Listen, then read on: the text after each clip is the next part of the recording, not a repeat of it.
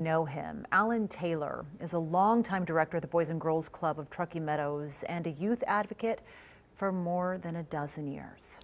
Now, Taylor is currently in the cardiac ICU at Stanford Medical Center waiting for a heart transplant. As Valentina Bonaparte shows us, he's in a battle for his life.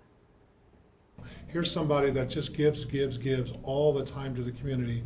54-year-old Alan Taylor is a husband, father of 3, and longtime Boys and Girls Club of Truckee Meadows director. He spends, 24 hours a day at the club. His kids work at the club. His wife volunteers at the club. It was late September when he went to the hospital with shoulder pain and shortness of breath. This is not the kind of person you would look at and think something like this would happen to. And what he thought was from lifting weights turned out to have been a heart attack. He does the RTO runs with our staff. He always does the 5Ks and the 3Ks.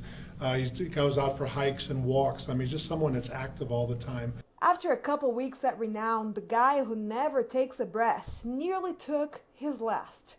Took a little turn for the worse last weekend where they actually had to care flight him over to Stanford. His wife, Amy Taylor, says doctors believe he needs a heart transplant. But his latest heart surgery affected his lungs, and before he can even think about a new heart, he needs to make sure his lungs are strong enough.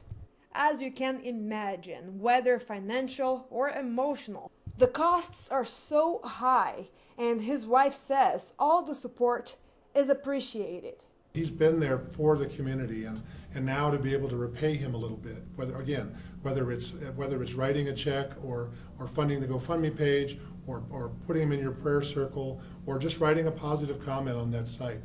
Any of those things are going to be helpful. Covering the story, Valentina Bonaparte, 2 News.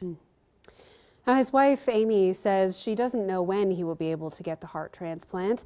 Family and friends have set up that GoFundMe page, as he mentioned earlier, to help cover medical costs. So if you'd like to help, we do have that link posted at ktvn.com.